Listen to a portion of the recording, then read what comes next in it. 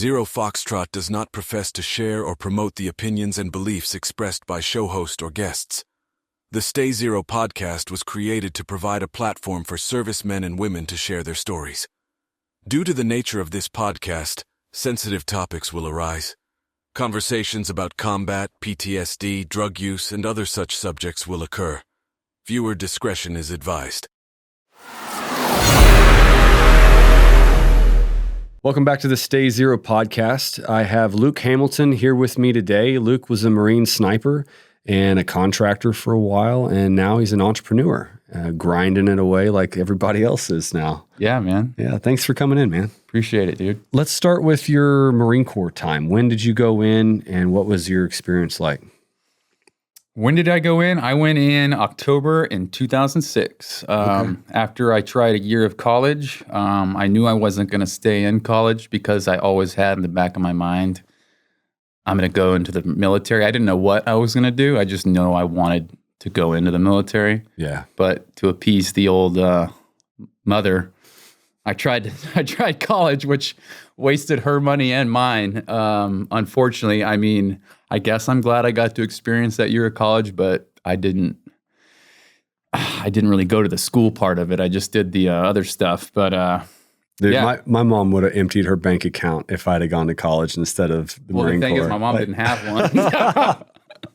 So, she tried to bribe me. I was like, I ain't doing it. Well, what's crazy is my stepdad was a professor at a college called Incarnate Word, which was like 2 miles from my house. And I could go there basically for free other than like books and stuff. Wow. So I went there for a semester, but it's like a really expensive college, but it's just the people that like I was completely out of my element. Like the people, like the students themselves, and a lot of them were foreign exchange students. But it just wasn't my crowd. Like I did not fit in there. Even before the Marine Corps. Yeah, I felt like I was at. I felt like I was in a crazy house, man, because I just didn't fit in. Like anybody I met, I couldn't really have a conversation with. I was just a different, I guess, human than them. Different childhood, I guess. But yeah, I joined in 2006 after my first my year stint of college, and then yeah. So what unit were you with, and where'd you go? So I went to SOI or boot camp on the West Coast, SOI on the West Coast, and then I got put in 3rd Battalion, 4th Marines at 29 Palms. I was a 2-7. It was me and like one other guy out of like 109 Marines. They're like, all right, you two are going to 29 Palms. We were like, what's the stumps? And everybody was like, oh, sucks for you. And everybody else is just like right down the road at like beautiful Horno or Mateo, like awesome spots, right by the beach. And then,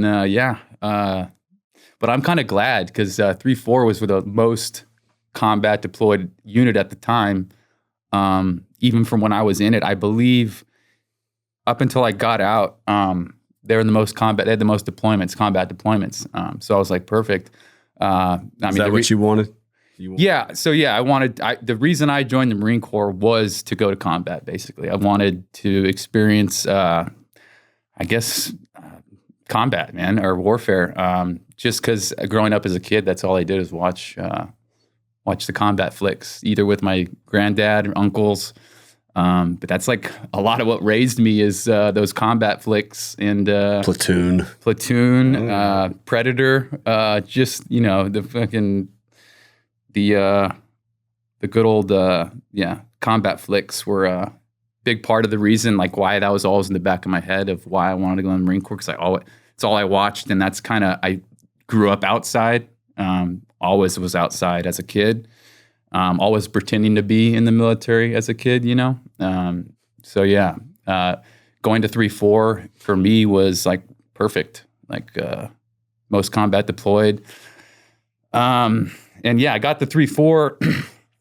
I think it was me and I want to say one other guy. Maybe there's 3 of us, and we got off the bus. And I did not know at the time. I was like, being a sniper wasn't anything. Like I didn't think I was wanting to be a sniper. I had the prerequisites for it. I had the first class PFT, the expert shooting, and the ASVAB score. And I knew that because the recon, I don't know if they did it when you were in SOI, when the recon guys come in and they're like, anybody want to come try out the indoc for recon? Yeah. And I was going to do that. I honestly don't remember what happened or why I didn't, but something happened where I didn't. But when we got off the bus at 3-4 and 29 Palms, the unit was in Iraq still. I think they got delayed or something, like 2 weeks. So we show up to like empty barracks. It was great. Like we didn't have fucking guys fucking licking their chops, waiting for us to get off the bus. And luckily, Sergeant Dole, I'll never forget Sergeant Dole, man. He was a transfer from another unit, and he was the platoon sergeant for the sniper platoon, or the new one, going to be the new one. Okay. Right? So he was there. He was the only guy there. I think him and like a lieutenant were there or something, waiting on us three to get off. And there was other guys, but they were going to different units, 2-7, whatever, 1-7. LAR was there too, so there were some LAR guys. But Sergeant Dole was standing there. He's like, all right, do any of you three have, it's really three of us, do any of you guys have, rifle score, blah, blah, blah. And I was like, I do. And he was like, well, do you want to be a sniper? And I was like, yes. Why would I say no to that? No clue what it entailed. No clue what I was getting into. And luckily, so the unit, I think we had like 10 to 14 days before the unit was going to be back. And for those 2 weeks or 10 days, whatever it was, Sergeant Dole took me, and at first it was just two other guys. I think there was one guy with him already, but he just kind of taught us the basics, man, of what being a sniper was. He taught us definitions, taught us, ran the shit out of us. And at the time, I'm 20 years old and like the best shape, like nothing really made me tired type thing. So that was all easy for me and all good for me. The memorizing stuff part wasn't.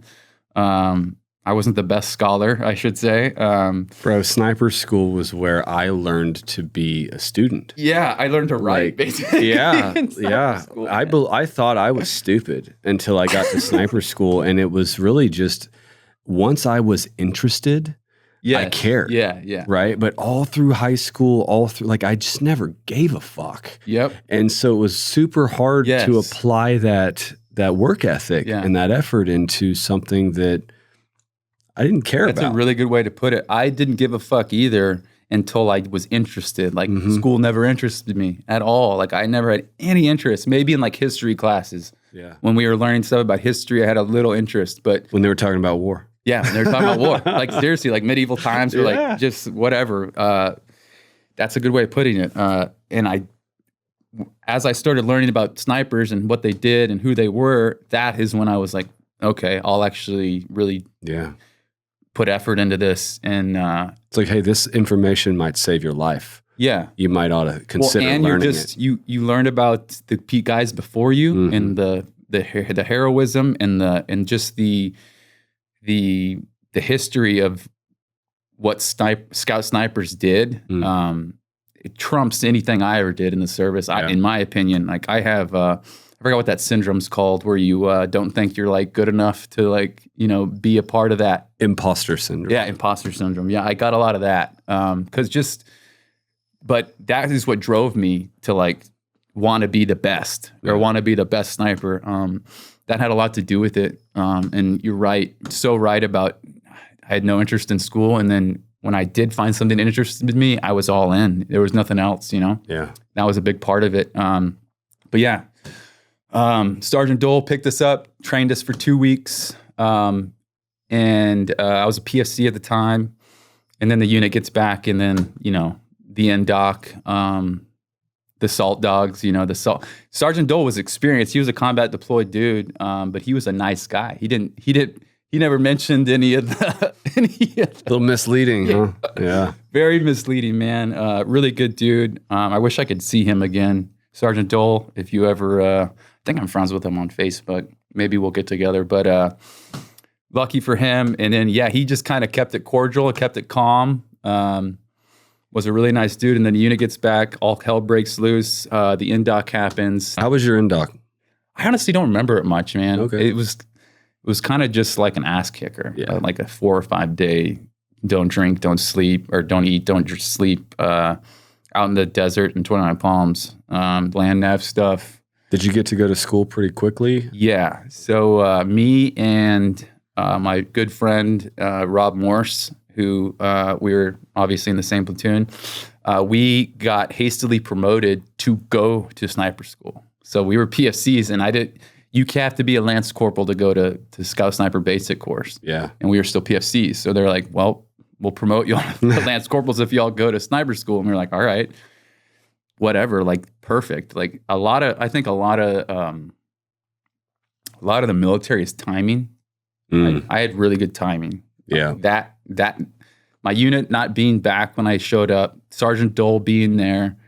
Like if I would have gone to another unit, I probably would have, who knows what would have happened. But yeah, so we get hastily promoted. And within, I think, probably 2 or 3 months of being with the unit, we were going to Scout Sniper Basic course, man. So, nice. Yeah, that was no idea what we were getting into, man. We were talking the whole way. We were so nervous. Did not know what we were getting into. You know? Yeah, I was the same way. I took an NDOC in November, and we had 2 weeks. It was the very last weekend in November, and it snowed in 29 Palms the night of our NDOC. We had a couple snow days in 29 Palms. And I had 2 weeks of a scout package, is what they called it, where the previous hogs were teaching us how we had to make a ghillie. We had to learn to do like field sketches. We got smoked and a little bit of stalking. Yeah, we didn't do any of that, but we got the ghillies done, and then we went all broke for Christmas leave. And I came back early for Christmas leave to go to sniper school like January 3. And so I had 2 weeks of being exposed to it. Yeah. And hearing like, yeah, I failed twice at sniper school. It took me 3 times to pass, or it took me, and I didn't even take enough underwear to get through the first week. Yeah. Like there's no way. Like there's no fucking way. Yeah. And a buddy of mine and I, we really, like, we laughed a lot, and we're just like, man, we're here till we're not. Yeah. Like that's what the truth of it. And it kind of took some of the pressure off to expect to fail. Yeah. And then each day it was like a happy surprise that we hadn't been cut. And we carried it all the way through to the end somehow. It was an ass kicker, man. I think I was 140 pounds at 6'1" when I graduated. That's pretty light, man. I was like probably 150-ish, 155. Yeah, they carrying a ruck that was half of that or more, you know? Yeah. Easily. That's why my back hurts today. Not service connected though, you know? Yeah, sniper school, it was great. I almost failed, but I almost failed because of field sketches, because I couldn't draw. Really? Could not draw to save my life. Like the 3D effect, I was just so bad. Yeah. Well, I don't know if they would have failed me for it, but yeah. And yeah, the camera thing was coming out. Like field sketches were... How many field sketches did you draw on deployment? 0, but maybe a couple range cards. Range cards for sure. Maybe. Field sketches? 0. Zip. Yeah. Zip. But yeah, that's what I almost failed. Stalking, was great for me. Stalking was like childhood, basically, man. Like I lived outside. I was always sneaking around outside, and it was the exact same thing. So stalking was like a lot of fun, unless you get busted and you have to bear crawl. So don't get busted. 1,000-yard bear crawl is not fun. Yeah, with a drag bag, not fun at all. And I'm highly allergic to. I almost got dropped because I had poison oak. Got on my face, almost got into my eyes. But I would get that so bad. Like if I got it, it would be so bad. Like, so just real quick, after sniper school, I went to it wasn't a permanent thing. It was like a pre-sniper course. Okay. For guys going to sniper school. And I went there with my platoon. This is after I already graduated, but, and I was just like helping. I was like an AI basically. I was helping instruct, helping out the instructors that needed help. I think this was in Horno, the old recon, like hooches. I forget. I think was that Horno. Pretty sure it was Horno. Yeah. But I got poison oak in my bloodstream, and I woke up at night, and my entire body was like pink. Wow. Like entire body, like swollen pink. My eyes were like shutting. It was pretty wild. So I had to go and get like all these steroid injections. But I get poison oak terrible anytime I get it. And that's another reason I almost got dropped from sniper school was the poison oak aspect, because it's all over the place. You can't not go through it. I got it all over my junk when we were doing man tracking for whatever. And I remember the moment too, because we were hiding in the bushes waiting for the next team to come like track us down and find us. And I had an itch, right?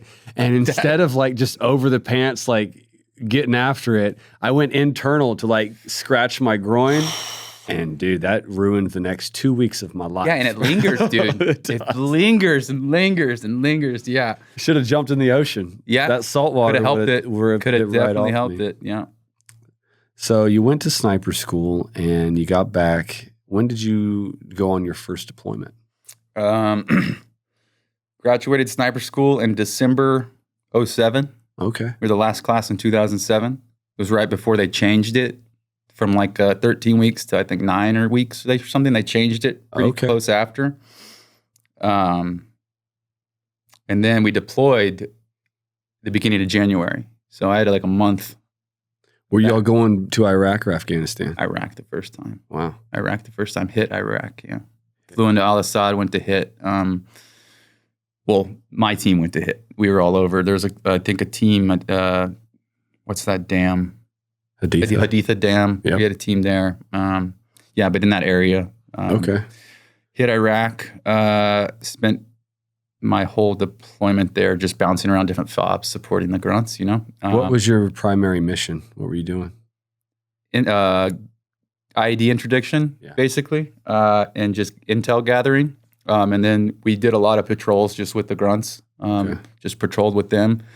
Fortunately, that deployment, there wasn't, so the deployment before we showed up, it had been, hit had been cleared basically.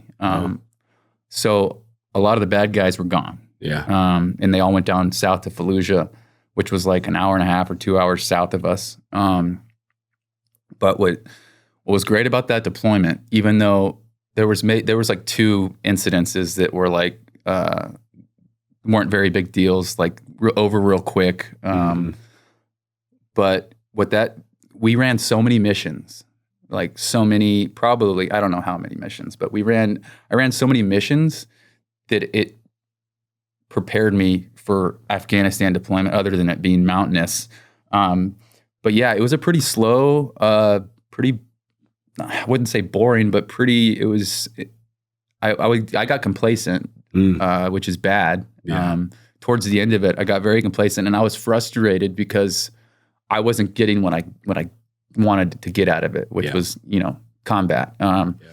So I was like frustrated. I was like, fuck. And then when the deployment's wrapping up, the unit usually starts talking about like the next deployment or where you're going to start going or where you're probably going to go. And they were talking about Iraq again. And I was like, God, I was like, please. And at the time, this was 2008, 9. So that's when Afghanistan was like full blown, like pretty wild times, especially in all over. But Helmand for certain was in 2008, 9, 10 was pretty wild west of a place. But so the unit started talking about going back to Iraq, and I was like, great, another one of these deployments. So in my mind, I was wanting to cross deck and go to a deploying Afghan unit is what I was probably going to do. And then, that changed, and we got an Afghan deployment. Where'd you go there? So we came back from Iraq in 2008. Yeah, 2008. I think in maybe September 2008 we got back.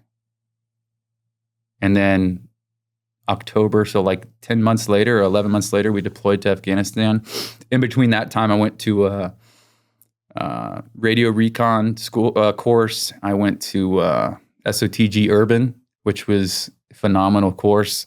I probably learned more. The training at that course was, the amount of rounds we were firing. Was that sniper specific or just it was sniper urban specific. Warfare? Yeah, Okay. You had to be a scout sniper basic graduate to go. Okay, so urban sniper program. Yep. Yeah. It was as far as like, shooting position wise and just out of the norm, like off the book type training. It was probably my favorite course I went to in the Marine A lot Corps. of hide construction, loophole shooting. Yeah, all loophole that. shooting, Yeah. shooting through multiple barricades type shooting through glass, shooting angles, and then just a lot of urban hide site setup on how to. Which are really cool. Very cool, man. You can be completely invisible. Oh, yeah, completely invisible. The vertical screen and then the angled screen, put them together. You're in the back of the room with a black backdrop. Yep. You're not going to see that guy at all. Nope.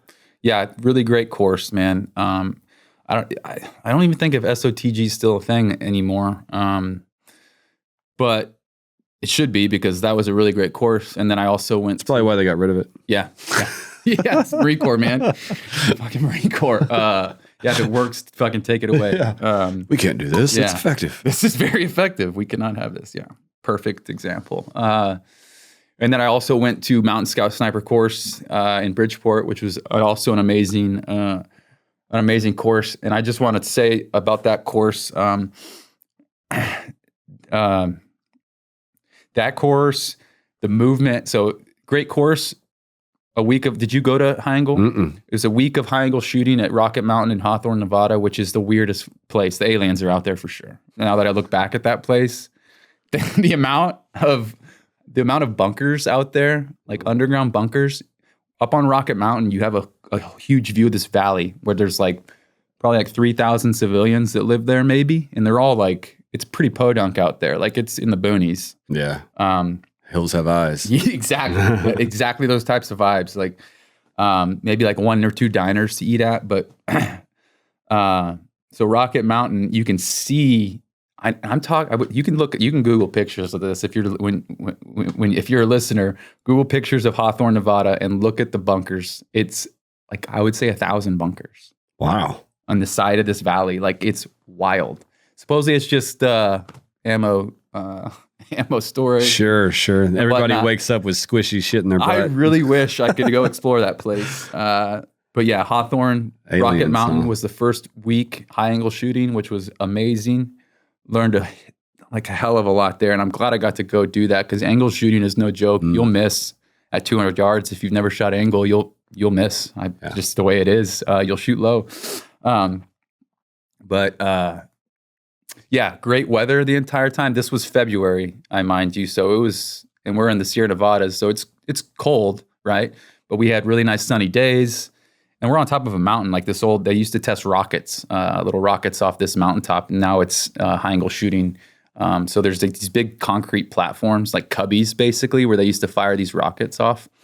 And that's where you'd put up your one-man tents. We slept on tents the whole time. But great weather for 5 days, perfect. No wind, angle shooting. It was great. And the qual day comes and a fucking blizzard blows in.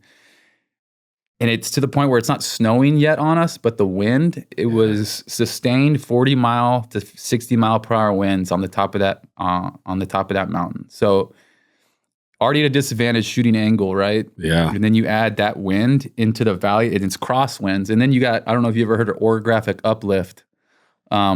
It's the speed at which the wind at the bottom of the mountain can be 30 miles an hour. But when the wind hits the side of the mountain, it picks up speed, because wind's constantly hitting. Yeah. So it's almost it's pushing it up. Yeah. So by the time you're at the top of the mountain, the wind speed could be double. So you're shooting down from 60 mile per hour winds into maybe 10 to 15 mile per hour winds at target level. So the amount of calculation there is not fathomable. The mental gymnastics is hard to calculate. It was wild. And a lot of people, are like, oh, so you probably exaggerating. So you cleaned the qual, right? Yeah, no, I failed. Fucking failed. I think 3 guys passed it. There was a pretty small, it was 12 of us. Yeah. It was 3 guys passed it. And 2 of the guys that passed it were instructors going through, because you had to go through the course to be an instructor at the course. So those guys passed, probably with hundreds. Pencil whipping their scores. I think I got a 64. Pass was 70 or above. The one guy that did pass got a 71. My partner failed. There was 2-man teams. We worked in 2-man teams at the course, and there was 4 rangers there as well that failed. No kind of alibi for the weather. No, man. We were all thinking there was going to be. Yeah. But no. They don't give a shit. It was wild. That was the most hardcore weather I ever shot in. It was like shooting in a hurricane. It was wild. And then you're dealing with angle at the same time. So it's just like, this is like nobody could pass this. Yeah. Nobody. And if you do, it's luck. Like you're. And it's not even like a realistic situation that you'd likely be in combat doing that. We wouldn't even probably take a shot at that unless you had to, right? Right. You're not taking a shot that's going to compromise yourself in that wind. You just wouldn't shoot. You'd wait unless you're getting shot at. Then you'd probably try. But yeah, no wind is kind of useless, and too much wind is useless. You've got to have something realistic to work with. Inside a 20 mile an hour. If it's consistent, then nobody cares. Yeah. But like people ask me all the time, like, what should I get to train with? Like, honestly, if you want to train, I would get a 308. Yeah, the wind's going to blow it all over the place, and you're going to learn to call that wind. And once you get that done, then you can go to your 6.5s, your 6 millimeters, your 7 millimeters, your Creedmoors, your PRCs. Yep. They kind of defy it a little bit. You can. It's much easier to shoot those calibers, but you're not going to learn the skill. No, not at all. Yeah, not at all.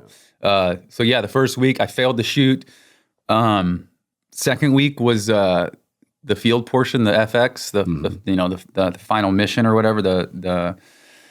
And luckily for that, so the Hawthorne's about an hour from Bridgeport, where the field portion was from the high angle shooting. So Bridgeport's straight up in the mountains. I think it's at like 7,000 feet, maybe. I think maybe between 5 and 7. Don't quote me on that, but it's up in the mountains in the Sierra Nevadas. We were at like 12,000 feet ish, up to 15,000 feet. So the oxygen's thin, but that blizzard blew in, and the next day was the start of our Field X, which was just an insert of movement to a point, and then you're supposed to take a shot from that point, and then exfil, right? And I'm from Texas. I've never skied in my life. I've snowboarded, right? So they hand us these skis with skins, and I was like, what are skins? Like, I had no idea what ski. I don't even know what it is right now when we're talking about it. So, this is how I was, right? When I was like, wait, what? This is all possible? Like, I had no idea about any of this. And there was a couple mountain dudes that were like, oh yeah, skins. Well, skins are where you put on the bottom of the skis. It's almost like when you push, it's smooth, and when you come back, it has like grip. Oh. So you can ski uphill. Like a shark skin. Yeah. Like almost like a scale or so something. you can traverse uphill with them on, and we also had snowshoes too, but the skis and it was blizzard. It was, and I think we had 2 hours to train on them before they infilled us. So I had 2 hours on the skis. And, adapt and overcome, devil. Not only were they were skiing uphill, I learned you could do, but the skis themselves were from the 80s. The boots were leather. They were leather ski boots from the 80s. They were just trash. It's trash gear. So yeah, learned how to ski uphill, and then insert was like that evening, and we inserted, and it was blizzard conditions. Like they almost waited to drop us because of avalanche threat and all that, just because the amount of snow was coming down. They wanted to make sure more snow landed before they put you in. Yeah, it was wild, man. And I don't know if you've ever been a snowcat. It's a little box with tracks on it and can go anywhere on the mountain, basically. Yeah. And we were in there for like 2.5 hours. It was like being on a boat. You almost got seasick in those things.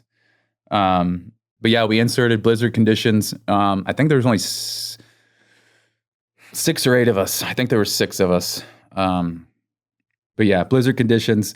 But what I was getting to when I started this was the movement on that course. Like it was a gentleman's course as well. Marine Corps doesn't have those. Yeah. Well, SOTG was pretty lax. Yeah. It was a training environment for sure. So was high angle shooting in the shooting portion.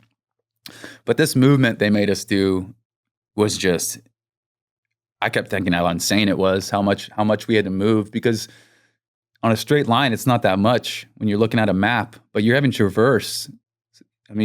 500 meters could turn into 2,000 meters because you're having to traverse. Mm. And on top of the traversing, you have the shitty gear from the 80s, and you're using you have a ruck on, you have battle rattle on, you have your rifle, you're M4, and you're carrying a sled. You're pulling a sled that's attached to your hips with all your gear in it, like your for water boiling, your sleeping gear.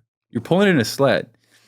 So when you fall, which I was falling at times every fucking 10 feet, man, you'd have to take everything off, stand up, put everything back on. It was like a mental, it was that course. I always say this, it took my soul out of my body. Like really? That was the close. And didn't even mention, I failed the high angle part. So they asked the guys that failed, hey, do you want to stay and complete the training or go back to your unit? The Rangers went back to their unit. They said, fuck that. They went back to the unit. I almost wish I had, but I don't at all. So I'm going through this knowing I'm not going to get a certificate. And that was the big deal when you're in. You need a cert, right? Yep. And then when you get out, a cert means something too. Yeah. So no cert. So I'm going through this. I'm like, I'm going through this for no fucking reason. But there is a reason, because of that, if I wouldn't have gone through that movement, I would have had my ass kicked in Afghanistan. Really? Every movement in Afghanistan by no means was not peanuts. I mean, I was on movements in Afghanistan where I saw grown men crying because they couldn't go any further. If I wouldn't have done that, I probably would have been in that boat too. But I did that movement, and I think it was like a total of like, I don't really remember, but we calculated the amount of clicks we moved with the traversing involved, and it was like 50 or 60 clicks. Wow. Of movement in snowshoes with gear in the 80s. And on top of that, the instructors would take a piece of your gear every night. So on the last couple nights, you're digging a hole in the snow to sleep in. You're digging a snow coffin is what they call them. Oh, so not to take weight off of your load, but to give you less resources. I mean, it did, yeah. but I'd rather have the weight. Yeah, yeah. I'd rather have the tent. Yeah, and cuddle with my boys, you know? It ain't gay if it's cold. That's right. But that's why we train, right? Like that's the training value in creating the hardest possible situation, getting you through that, and then hoping that you don't face anything harder in combat, right? And I never did. That movement, I still have it in my life. Yeah. Never faced a challenge like that. And I'll always revert back to that, thinking of that movement and how I felt. I've never been close to quitting anything in my life. That was the closest I've ever been. I was talking to my partner. I was like, man, do you want to stop? You want to just fucking call it? And a couple times he was like, please say yes. Please say yes. Yeah, a couple times he was like, I do, man, but we can't. Shut the fuck up. Get out of my head. Like, it's going to take 2 days to get down anyways. And we have 2 days left. It's like, all right, fuck it. Yeah. But yeah, completed that. It's funny how much farther you can go when you're next to like a friend. Correct. And he's suffering too. Suffering. Right? And it's like, I'm not going to leave this dude to suffer alone. Suffering, yeah. And we'll just suffer together. Suffer in and silence, that's where baby. you build that trauma bond. Yeah, trauma bond. I never heard of that. Trauma bond. That's good, yeah. That's what it is, man. Yeah, it's for sure what it is. We definitely had trauma bond. We cuddled. I mean, it ain't fucking warm when you get the shell of your sleeping bag taken, your tent taken, and you're sleeping in a hole cut out of the snow. And it's is that when you got frostbite on your hands? Yeah. So the last night. So everything, if you're in the snow, everything gets wet. Yeah. Regardless, you're just shit's gonna be wet. And luckily, the first 2 or 3 days was snowy, and then I think we were as a total of 5 days. It was like 5 or 6 days maybe. It was snowy for like the first 2 days. A lot of snow, like pine tree tips were sticking out. It was so deep up down the mountain. So it was a shitload of snow, real deep. So Point Man, which was rotating all the time, was breaking trail. And when you're the trail breaker, you're working twice as hard because you're breaking through the snow and your guys are behind you. So you'd have to rotate that job fairly often, so you wouldn't gas the guy out. So breaking trail sucked. But yeah. The last night, we did a biathlon where you ski and shoot at the same time too, which that was kind of fun. But I was so gassed out, like I fucking malnourished, frostbitten hands, not even knowing it. did that, and we came down the mountain. I didn't know I had any sort of frostbite or frost nip at the time. And yeah, I woke up that night, the night we came off the mountain, and my hands and my feet, and I remember my ears. It's like I was describing earlier, man, that feeling when your leg's asleep and it's coming back, the blood's coming back in, it's like pins and needles. Well, it's pins and needles times 10 or 20, that feeling. It just feels like your hands like sitting on top of a porcupine or something. I don't know. It was brutal. And I woke up, didn't know what was happening. They were really swollen and like glassy looking, like waxy, I should say. Wow. And I was like, what the hell? And I ran to the med bay, and my partner that was in this with me, same thing. We both were kind of like, what in the fuck is going on? We go into the med bay, wake up the fucking, whoever, the chief or whatever it is, probably pissed off. We show him our hands. He's like, oh yeah, you guys are thawing out. And we were like, what the fuck? And he was like, man, if you would have been out there one more night, like if you would have stayed out, you probably would have had full-on frostbite the next day. Yeah, that was my frost day. But it still sucks. Yeah, cold weather injuries linger. Just like if I'm holding something cold, my hands will start, like I have to switch hands. Even if it's 100 degrees out, if I have ice cup or something, cup with ice in it, it'll start stinging. It'll feel like the thawing out feeling again. Wow. Yeah, and then real quick, our unit 3-4 was coming up there as a unit to do the cold weather training too. Not the Scout Sniper mountain course, but just the standard Marine Corps cold weather training. So we get up the mountain, we thaw out basically, and the day after, so we had one day off, and then the day after we had that one day off, our unit arrived, and we were expected to go train out in the mountain with them again. So we gear up and start going up the mountain with the battalion after we literally just thawed out, like seriously just thawed out. Like that's what happened. We needed to thaw out basically. And we start going to the mountain and another blizzard comes in, and me and my partner are going up, and it starts happening again. We start freezing again, and they actually let us go back down, thankfully. Because all the training they're going to do, we just did it. Yeah. We were just doing it to an extreme. Right. You know, we didn't have the support of a unit, you know, on the mountain with us. We were just a 6-man team out there, trucking through the snow. Yeah. Did you experience any cold weather in Afghanistan? Yeah. Yeah. Yeah. Okay. At night, especially. Yeah. So yeah, get done with Mountain Sniper. I think that was, February. And I think we were done in March. And then I think I went to SOTG actually after Mountain Sniper because that was in the spring. I'm pretty sure, maybe I'm wrong. Maybe I'm mixing up my schools, but deployed to Helmand Province in 2009 in October. What was that deployment? How was that different from Iraq? Oh, fuck. Just flying in, I was like, holy fuck. Like the size of the mountains. The size of the mountains. And we were in the foothills of the Hindu Kush, you know? But yeah, the scale and size of the mountains, I was like, oh my God. Like, fuck. Taliban fights a little different than the Iraqis did too. 100% fights different. Yeah. A little more resilient. A little more trained. Yeah. Not all of them, but I mean, they're a little more organized, a little more coordinated. I think more firepower. They have a bunch of leftover Russian shit too still. But yeah, definitely 100%. It's a 180 from my Iraq Were deployment. you still mostly doing IED interdiction? Did your mission change over there? Was it more reconnaissance? And it was a little bit of everything. Our first mission was IED interdiction because we were in a place called Golistan. And Golistan was way up. It was like the most northern point of our AO we were operating in. And it was just a little fob, like kind of in with the locals. Like we had guys cooking stuff out in town and bringing it and selling it for like $5 a plate, which anything was fucking, could have been poisoned, man. We probably still would have been eating it because we were eating UGRAs, dude. I mean. UGRAs? Yeah, isn't that what they're called? Those big trays? Oh, You maybe. pull the tab and there's a bunch of water and it heats up underneath. I don't remember like us having those, but maybe. Maybe it was a delicacy then.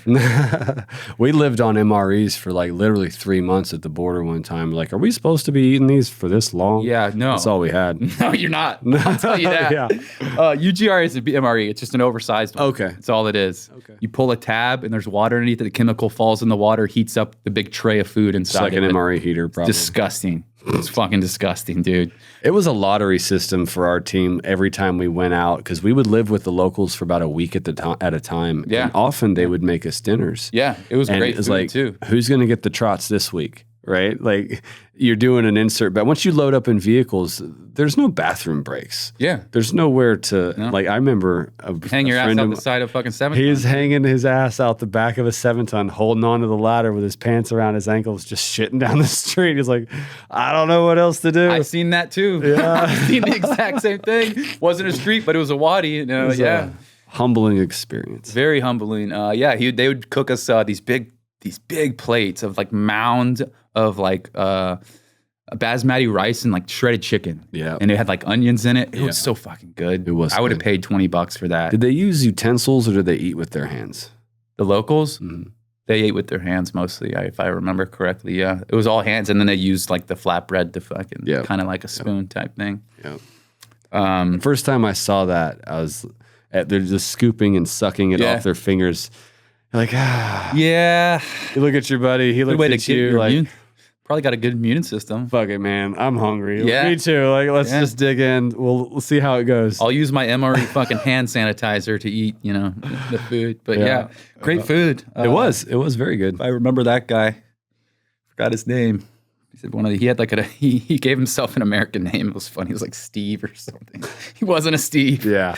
But yeah, Golistan. Our first mission was so when you rip with another unit, you go out and do a mission with them usually, or their leadership at least, their platoon sergeant.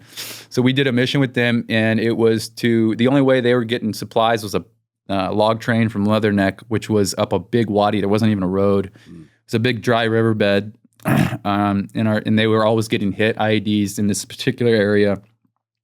The guys we ripped with had done this mission already before. There's a big ridge line that overlooked this wadi, and there's numerous villages, scattered along this wadi all the way up to Golistan where we were in this one area kept getting hit, kept getting IED'd. So that was our first mission, was to interdict the IED layers. We stayed out. We inserted 2 days before the log train was coming up. And on that first mission on insert, my back, never even mentioned it, but on the work up to go to Afghanistan, the FX, or the, what did they start calling it? Mojave Viper? Mojave Viper, there you go. Yeah. Mojave Viper, my back went out in Mojave Viper, and I had to leave Mojave Viper because I couldn't walk, like I couldn't sit up, and I've never had an issue before. Back went out, and then they're like, are you going to be able to deploy? I was like, yes, I don't give a fuck what's wrong with me. I'm deploying, whatever. I didn't care. The first mission was another movement that was brutal, brutal movement. Inserted in the water, like next to this mountain ridge, and we went up the ridge, and then we were just walking around this ridge all night long. And it was like shale, like broken rock. But on the way up, within 30 minutes of that being dropped off, and then it gets quiet, and you're only out there with your 5 other dudes. Started walking up this mountain, my back started going out, dude, and I was like, "Fuck!" And I was a point man on my team, and my back started going out, and I called my team leader up. I was like, "Dude, can we just sit down for a second?" He's like, we aren't in the best spot. Like we were on the side of this face. I was like, just give me like 5 minutes. And I just ruck flopped, laid back, took my Kevlar off, and just laid there. I tried to do like a little bit of movement, like stretching.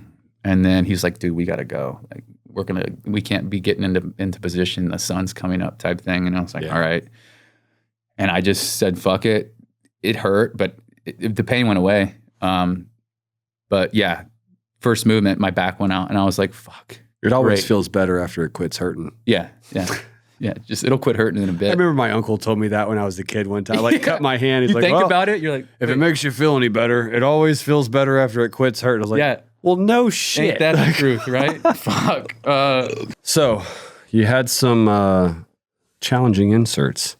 Every movement was a fucking challenge there, man, unless we were in a fucking vehicle or a helo. But yeah, the movements are forever ingrained. Yeah. Like I really remember the movements and the suffering through the movements more than almost anything other than, a couple encounters. But also to mention that deployment, we lost. So we had four teams. Yeah, we had 4 teams to support 4 companies, a battalion of Marines, basically. One of our AOs was Nowzad. I wasn't in that. I was in Golistan, and the team was in Nowzad. And within, I think it was like the 3rd week, one of our point men stepped on an IED in a doorway, and it took out basically that. No KIAs.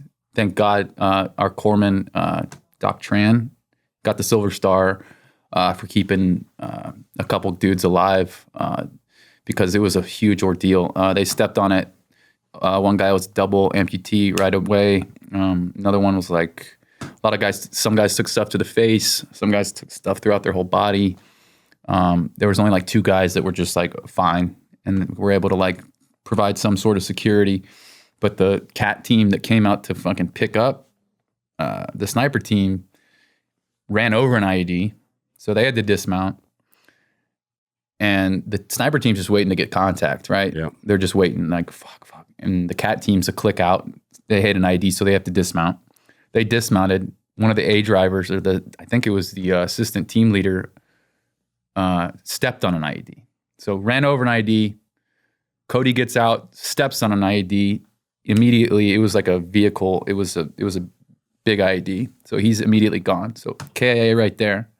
So they had to send out another CAT team. They ran over an IED, but they just kept going, and they made it to the sniper thing. I think it took like 2.5, 3 hours. Wow. And I'll always remember that day too, because we were listening on the radio at where we were, and we were listening to the transactions. Fuck, that was one of the worst fucking feelings, because those are your boys, and you can hear them. And you hear them relaying what's happening, and then you're just waiting for contact, and then you're like, great. That's just like, and you're, not that far away, but just helpless. Yeah. And that helpless feeling is what, just like, man, that helpless feeling is terrible. Just really wanted to do something, but that set the precedent.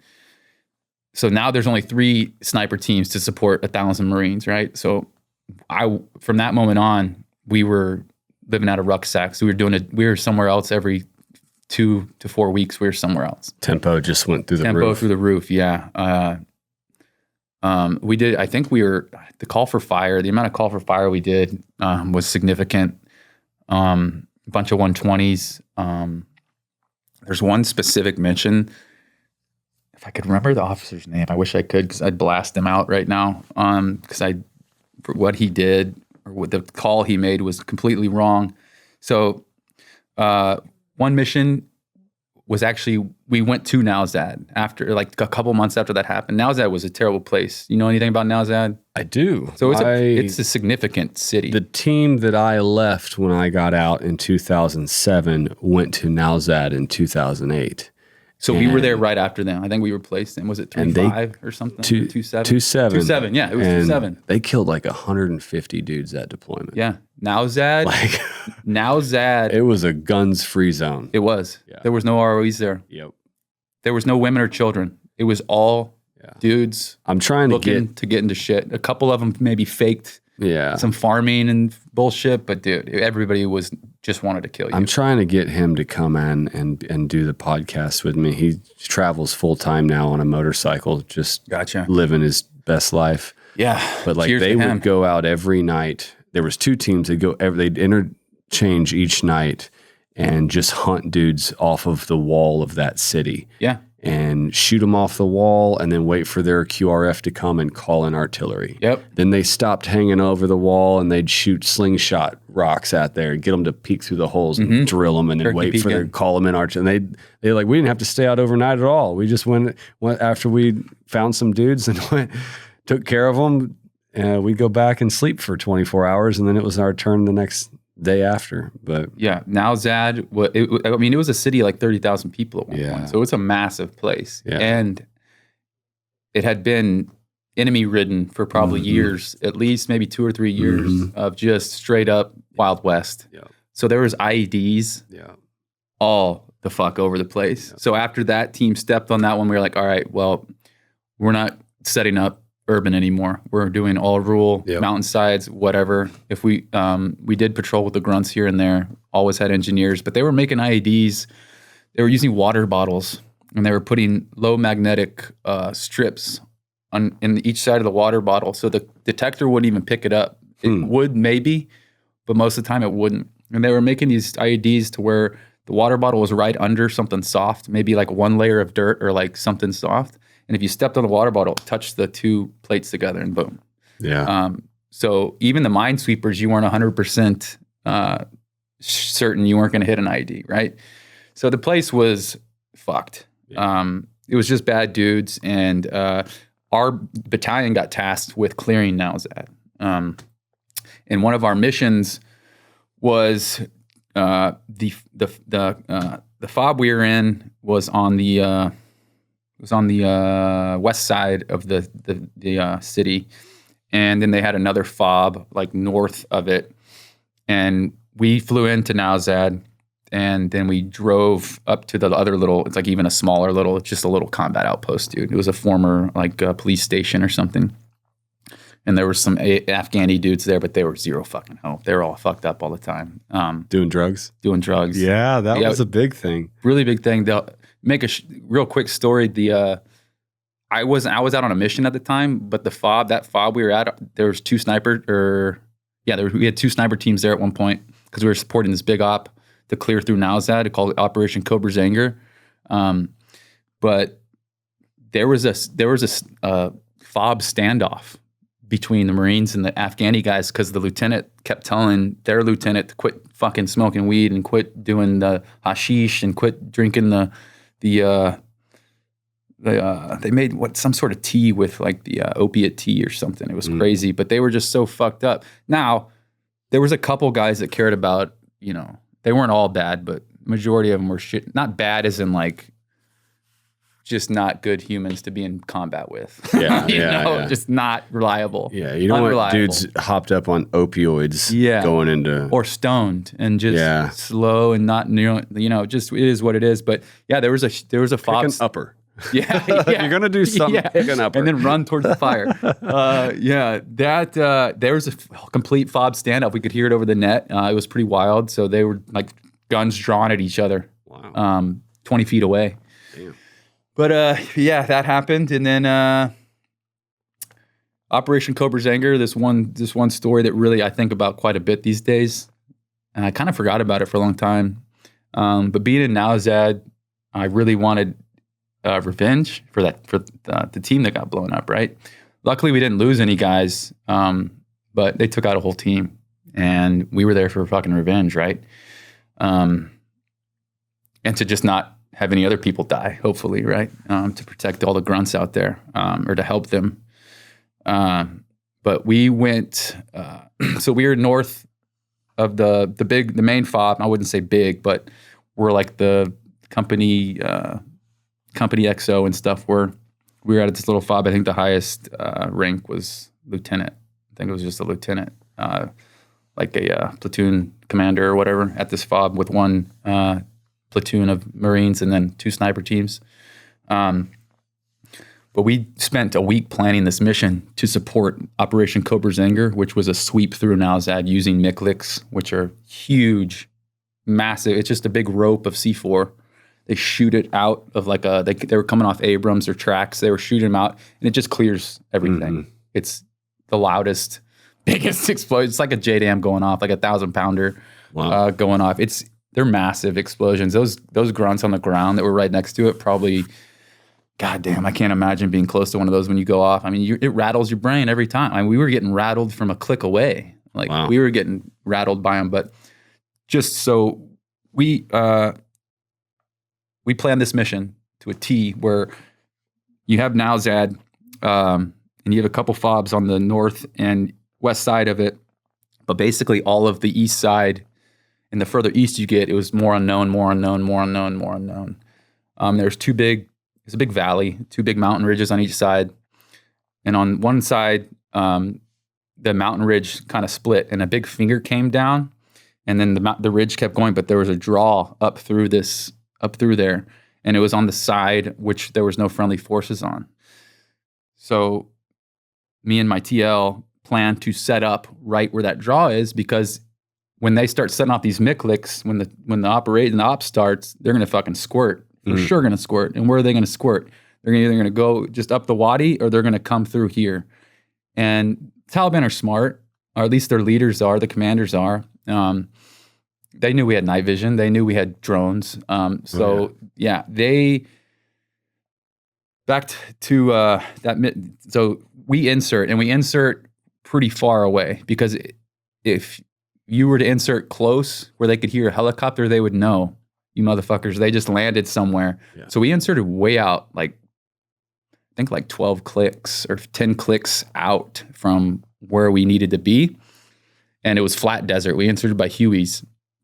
And this is another fucking movement that took my soul. This is one where we also took 2 grunts with us, because at the time it was 6, and then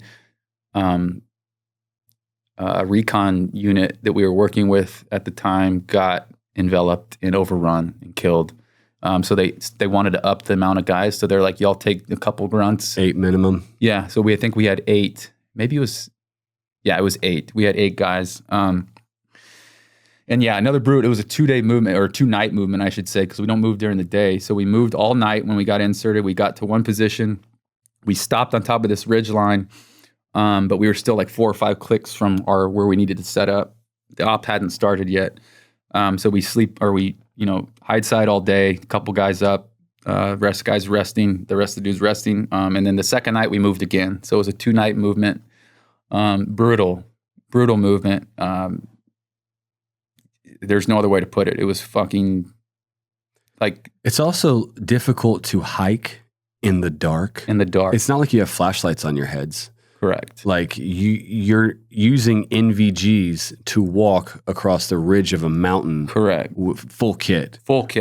It's fucking hard. With an AR. It's fucking hard. With a vest. Yeah. With 12 rounds, with a T-bone sniper rifle, with batteries, with water. We were out there for 5 days. So we had enough stuff to last us 5 days. That's a lot of weight. It's a lot. A lot of weight. So yeah, brutal movement again. And to just get there without getting injured. Yeah. That was a big, like, there was a couple times that you slip and fall, you're fucking rolling down, dude. Oh yeah. You're going to probably not get found. Brutal movement. So the plan on this mission was to get the squirters coming out the back end, right? So we get into position. The next day, after the night we get in position, we probably got into position at like 3 or 4 a.m.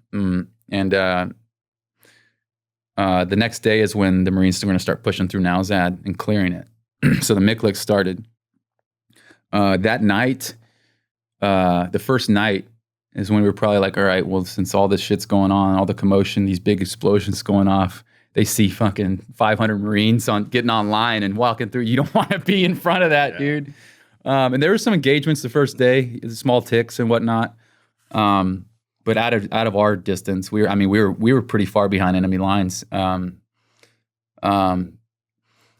the first night after they started, the mission that we planned in our heads of how it would work, it played out right in front of our fucking eyes, right? That's a good feeling. It was, man. So we're up on this ridge, and there's 2 teams of us. So we're on either side of this draw that comes out the back of out the back of Nowzad, basically. And we're probably about a click away from like the closest buildings. So you can see them and you can see people through our optics and whatnot. But about midnight, the first night, here you go. Everybody gets woke. Hey, we got movement. Blah, blah, blah. Everybody get up. What is it, dude? Like, come on. And then, we get eyes on. We had a Predator support above us at the time, luckily.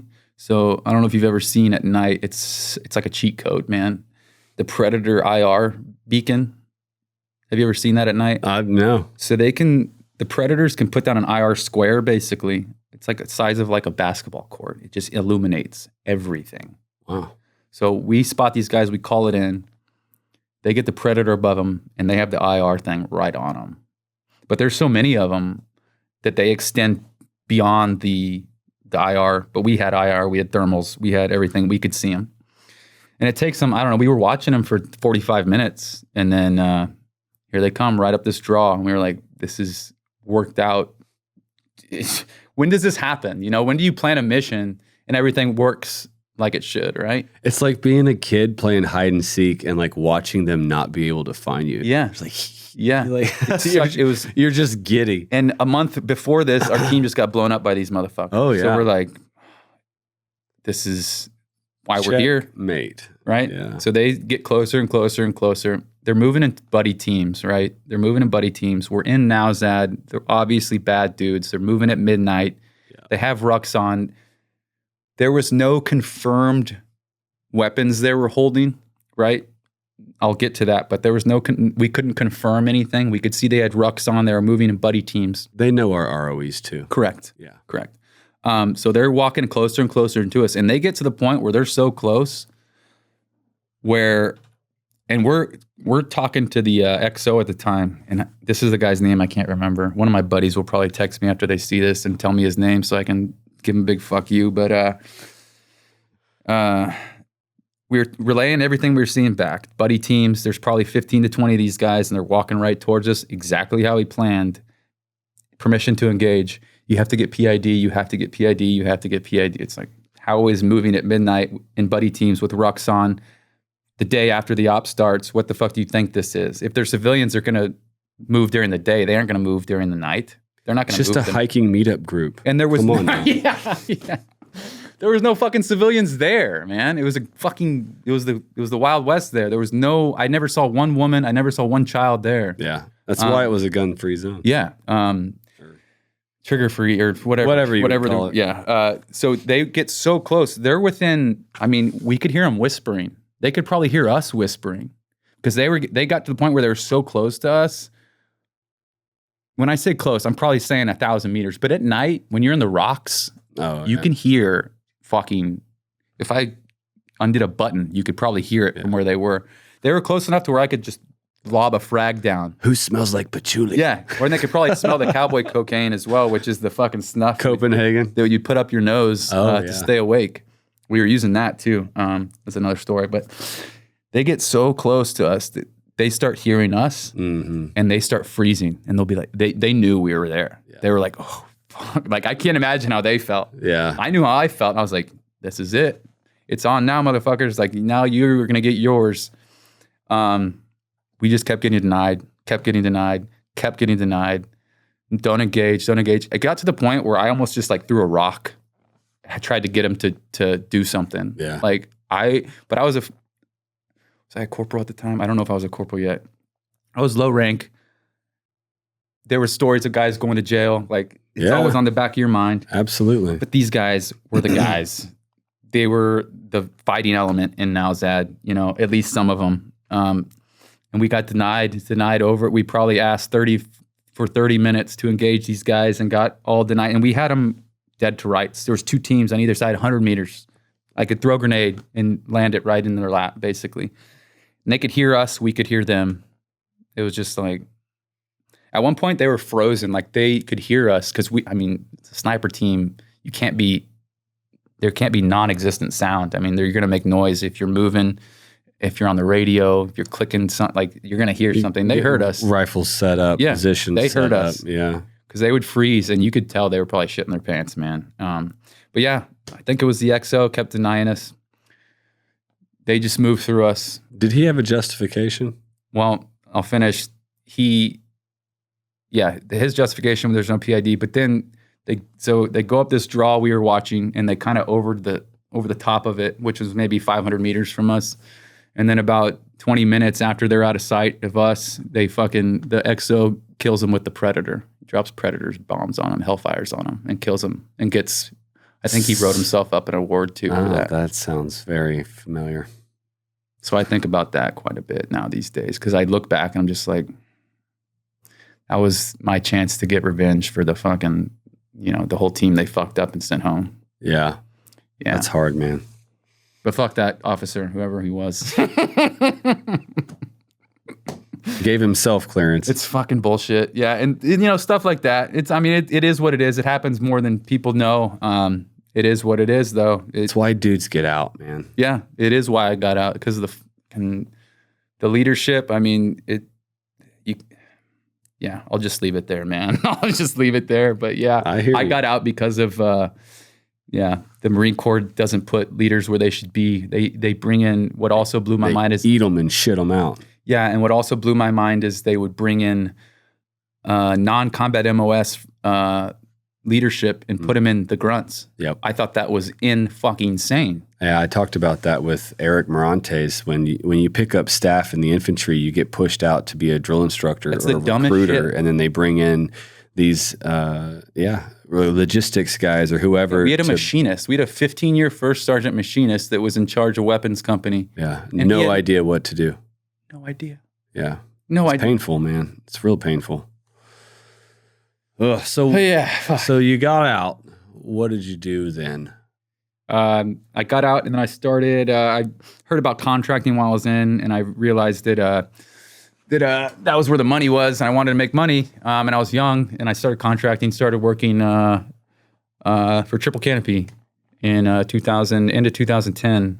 Started working for Triple Canopy, Department of State thing in Baghdad. That's all. The only place I went for Triple Canopy was in Baghdad. Me too. So Baghdad was pretty lax compared to being a grunt in the Marine Corps. You get pretty nice amenities. Were you on the embassy or were you? I was in the palace next door. Forgot what it was called. They moved to the embassy shortly after. Shortly that. after. Yeah. I wasn't there when they did that. I was actually started at the man camp right on the river, and then they closed that down. And we transitioned to the palace. But yeah, that was a good time. We were getting paid a lot. Hillary Clinton was our boss though, so like you could, if you picked your nose, you felt like you're gonna get fired or something. You're always on the verge of getting fired. It felt like every guy was on the verge of getting fired. They were just wanting to fire you, you know. There's a lot of resentment I felt from State Department toward the security Very much so. guys. Yeah, there was times where we'd pick really up people. strange. Yeah, very strange because we'd pick up people, whether they be aid workers, teachers, whoever the fuck it is. We'd pick up to take them wherever they need to go. Give them protection, and they would stick their noses up at us like we weren't needed. Oh yeah, I remember. But if you go out there by yourself, lady, it won't end well for you. There was a client one time that made the comment that this is why I'm making my kid go to college, so that they don't end up like these guys, right? Like half the team had degrees, bitch. Like what the fuck are you talking about? The smartest guys I knew were on those contracts. Oh man, yeah, that's where I learned a lot with too. Master's degrees, dudes that were killing just it. All around gifted at everything, intelligent, athletic, good shooters, good communicators, and they just like felt that we were, I don't know, unnecessary, like criminals or something. They didn't need us. And the only thing that inmates. shifted that was when they overran the green zone in 2014. All of a sudden, we were heroes again. Of course. Right? Of course. And I remember we were told, like, you have to carry your rifles with you everywhere. And that didn't get past lunch, where we then had to break them down and carry them in backpacks because it scared the State Department people to see rifles. It's like, we're in Baghdad. Like, that is the most useless government program I've ever been exposed to. Yeah, I figured that out pretty quick, and that's when I started looking elsewhere. Me too. It's like a bunch of college kids that watched House of Cards on rerun and all thought they were going to be the next tier level government person, and they just blew money like it was blank checks, having parties, and it was international relationship building, but it was just them getting drunk and there catered so many parties with DJs and the full works. I compared the embassy in Baghdad in 2010-11 to like a college campus. Dude. Absolutely. It was what it was. Absolutely. To find like leadership there was very difficult. There was, don't get me wrong, there was good people there working for the State Department. The ambassador that we had was a good dude as well. Forget his fucking name, unfortunately. But overall, shite. Oh yeah. Yeah, it wasn't the best. So yeah, that had me looking elsewhere. Yeah, and then I worked for SOC from 2012. I was actually forced to resign Triple Canopy actually because I had my resume on LinkedIn, and my resume said I was PSS. That's really all it said, and it gave a definition of like personal security detail or whatever it was called. Yeah. And a few guys they did this too. They were like, you can get fired or you can resign. And we were like, what is this for? They're like, your resume's on LinkedIn. It's like, the ambassador's resume is on LinkedIn. Like, what the fuck are y'all talking about? They just wanted to, they were trying to fire guys. For sure. So I resigned. Then I went to Moyoc because I was going to transfer to Afghanistan. I started working for Blackwater. It was called Academy at the time, yeah. And I was in Moyoc, and then I got a call from from SOC Special Programs to get on the OGA side. I got that call and I was like, dropped it. I was like, sorry guys, it's just a better opportunity. I'm sorry if you don't understand. So I went that route and did that for mid 2012 to 2016. And that was, I would probably still be doing that, honestly, if I didn't meet my wife, if I didn't hurt my back, I'd probably still be doing that contract. Just because of the quality of dude, the caliber of guy that was there. You always, this is brotherhood, man. The guys that work there were all top caliber. I mean, there's a couple guys that squeaked through that probably shouldn't have been there. But it's the opposite dynamic when I got over to the OGA. So I was with Patriot Group. Okay. And so I felt like very opposite dynamic. Triple Canopy was almost like big Marine Corps. It was infantry-like, where 20% of the dudes you'd pick to go to combat. Yeah. When I got over to Patriot Group, it was 80, 90%. You had like maybe one or two dudes. You're like, probably wouldn't be my top pick, but the whole program was solid. Yeah. I noticed that in training. I was like, oh, wow. Okay, this is where I need to be. Like, this is the training itself compared to the state. I mean, the State Department training, the qual for that, semi-challenging. But I was a Marine. I never really shot a Glock before until then, and I passed that with ease. Same. The OGA side, I was worried. I was like, fuck, I might fail this shit. Oh, yes. For sure, I might fail this shit. Just because the speed and accuracy is pretty harped on. And working with, really small units, 2-man. I was actually listening to Tony, what's his last name? The podcast he just came out with on Sean Ryan. Tony Cowden, I think. But he was GRS, and he was the one who pretty much, it changed from like 2011-ish, right when I was going through, it changed from operating 2-man heavily or 4-man heavily to 1-man, CQB, hand-to-hand stuff. So it was really harped on in learning how to do just real minimalist room clearing, training. And I loved that shit, man. Me too.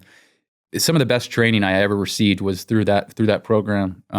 As far as shooting, even just the hands-on stuff. I mean, they would put scenarios in front of you that really challenged you, and you really had to either think or, get killed. The house is the litmus test. You can monkey see, monkey do through a lot of things, but once you get in the house, you have to be intelligent. You have got to be able to cognitively process the room, make decisions very fast. And that's what really sets people apart is the house. Yeah, is you can sit on a flat range and shoot at something that's not shooting back all day long. Like that's just learning trigger control, breath work, whatever. 100%, dude. You get in a house and start trading paint with people and have to work the tactics and work the rooms and know your angles. You can quickly see who shouldn't be there. Yeah, absolutely, man. And that's where most of the guys. I remember partnering up with like you find a buddy that you're like, man, him and I don't even have to talk. Yeah, like we can run through this whole house together. Don't have to say a fucking word. And that's where those bonds get built. And you're like, I will go to war with him. Yep. Anywhere, anytime. And you're in a group of professional war fighters. Yeah. And it feels that way. Yeah. And it was 100%, dude. Honor to be among them. That's why I said I would still be doing that, man. And I even had the imposter syndrome there too. I was like, how am I here, man? There's some fucking legends, that I'm working with. I think everyone feels imposter syndrome when they get to a new job. Yeah, of course. I think it's natural. You meet the requirements, you understand the training, but you haven't done it enough yet for it to be second nature. Yeah. You haven't earned your place among them to a degree where they see you as an equal, or you even see yourself as an equal. Because, like, even when I was an EMT, I'm the first time I got to a cardiac arrest, like, I know in my head what to do, but I haven't really done it yet on an actual dead guy. Yeah. And so you work through a couple of those calls and you maybe save a life and you're like, all right, this shit does work. Yep. I do now know what I'm doing. Yeah. Once you put your training to the test and you gain the confidence, you're like, okay. It takes time. I mean, that's kind of everything in life, man. So. You don't really learn until you start doing it. And, you get hands-on experience. That's why you'll never, know if you could have done something until you actually, take action and do it. For sure. But yeah, worked for them till 2016. I was mostly in northern Iraq, a beautiful town called The Hook, which is almost like Colorado, man. It's a really nice. Have you ever been to The Hook? No, I've been to Erbil. Erbil, yeah. So you'd fly into Erbil, and then it was like a little Indiana Jones D3 flight, land on a dirt runway in The Hook. And It was a really cool place. And working with the Kurds, man, the Kurds are really good people. Yeah. They didn't trust the U.S. government for sure. They trusted us as people, like the dudes that were there, but they did not trust at all the government. We're smart guys. Yeah, very smart guys. Neither do I, dude. Like, Yeah, right. Don't blame me at all. I don't even know why I'm here. They write my checks, but fuck them. No, I'm just kidding. No, it was a great experience. Like I said, just because of the caliber of dude involved, and then just the paths you could take once you started on that path. I mean, there was plenty of things to do if you wanted to carry on your career in that. Unfortunately, I herniated 2 discs in my lower back. Not even doing anything. We were training. I opened a hatch door that was on the floor, and I just pulled with my back. And I already had back issues. I mean, I told you about Afghanistan. That probably just, at the time, I didn't know how bad it was. But I'm pretty sure I had some bulges, and then that one movement wrecked me, dude. It put me down. I was like, oh, I can stick this out, because I've kind of felt that pain before. Mm-hmm. At the time, ISIS was full bore, and we were in the hooks pretty close to Mosul, and that was the stronghold. Yep. There was a lot of just intel stuff, but I didn't want to be a liability to my guys, and then obviously to the people we're protecting as well. I mean, being you can't be a liability. If you're a liability, I mean, I understand that, like, if something were to happen and my back's okay, right? I could probably do what I needed to do, but if something happened and I need to grab somebody or carry somebody, if I went to pick up somebody and then I go down because of my back, and I go down because of a back injury, that's fucked. I mean, you're just fucking, you're being a buddy fucker. That's the responsible decision, man. Like, we have to self-analyze when we're in positions like that, on teams like that. If you get hurt and you're like, we're all tough, right? Yep. We're all going to stick it through. But if I'm physically incapable of meeting the standard, I need to remove myself. Not sit around and float until they force me to go home and act like I'm okay. Like, no, man, there needs to be someone in that position that isn't injured, that can throw a dude over his shoulder and run him out, because his family's counting on that. Correct. Exactly. And that's a hard decision to make, man. Yeah, you're looking from 60,000 feet rather than just right there, you know. And that's what you have to do. And for me, I was... that was another time in life that was pretty challenging. So after that happened, I mean, I think I was, what year was that? 2016. So I was 29, 30 at the time. And then that happening, really, I mean, not having the ability to perform really mentally fucked with me, man. Like, I went to a dark place, 2016, 17, because I wasn't getting better. But I also wasn't doing the correct things to get better, right? And being like having that type of injury, like anything disc or spine wise sucks. And if most of us know that, and you know what it's like for your back to go out, you're pretty fucking helpless. Like, I've had to have my wife help pick me up and shit. But at the time I was single, lived by myself. But yeah, I got home, started getting treatment, but it was like bullshit. It was like by the book PT, like, here, do the fucking cat-cow fucking stretch. It's like, all right. But I was doing it. But I was also drinking heavily. I was going out a lot with my fucking... Because I had been working for the government from 2006 to 16, basically, going back and forth overseas, man. So, like, my prime, like my, younger years was all spent, pretty... I mean, I'm grateful for it. Spent in shitty places of the world, like... I would do it all over again because of what it gave me today. But yeah, 2016, I came home, started doing treatment for my back, started getting the pain pills, and got, a lot of people don't know this, but I got addicted to painkillers, like bad. Like, I was taking 10 milligram Vicodin by the handful. Like, I was taking like 3 to 5 at a time. Wow. And I was also working out, because the Vicodin not only would like numb me, but I could not feel really my back pain, right? And I could fucking push myself in the gym, but I'm fucking taking these painkillers, and I'm taking them every day. And I'm also taking sleep aids because I can't fucking sleep. I was taking sleep aids, overseas as well, because sleeping overseas, especially when there's shit going down, it's it's hard to wind down, man. And I've always was at that like high level of like operation that night, and like it's just hard to. I didn't realize it at the time how wound up I was, like how like not like I wasn't restful, like I couldn't rest. But yeah, got addicted to painkillers and really was in a bad spot. Probably for like, I don't know, 8 to 9 months. I was taking like I said, I specifically remember one day, and I was taking them like in the morning too. Like I was taking them before I would go to the gym and just being in a fucking coma basically, but I had felt no pain and lifting weights, you know, dosed out of my mind on painkillers, man. It was a wild time. And then I was getting hell of a pre-workout. Like, yep. Surprised my heart lasted. They're held up, dude, honestly. Did you ever have your testosterone level checked? Yes, not at the time. For the past couple years I have been, yeah. Then no, I wasn't even thinking about it. That affects a lot of 100% guys. does. Particularly, I guarantee pain. I was low T because of coming out of what I did. Yeah. And then being this injured dude, like it really fucked with me. Like I was such a high level, like I was competitive, high level, felt like I could do fucking anything. I could fight anybody. I didn't care.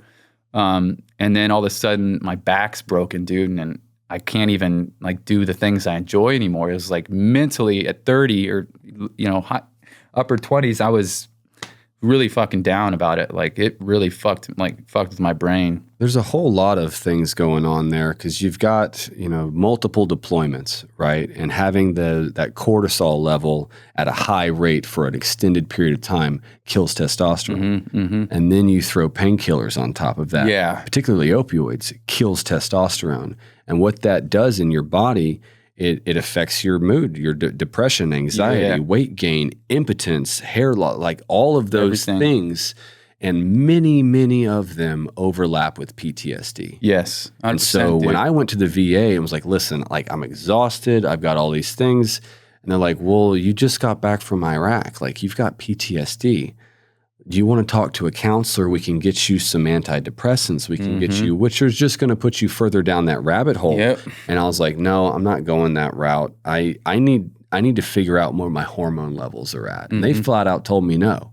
Yeah, they deny you fucking blood tests, which is fucking They bullshit. did. They're like, I don't want to do that. I was like, well, They should give you a full panel blood test whenever you ask, dude. You shouldn't have to argue it, you know? Yeah. And they're trying to save a fucking buck. I went and got my levels done, and I came in at 350 at 34 years Pretty old. low. Yeah. And my 75-year-old dad was at 351. Oh, fuck. He was so proud that he beat me by a point, right? And he's like 40-something years older than I am. And then I started to kind of work for an HRT company a little bit, started really kind of learning and going down that rabbit hole. And it was like, yeah, these guys are all these deployments, all this exposed long-term stress.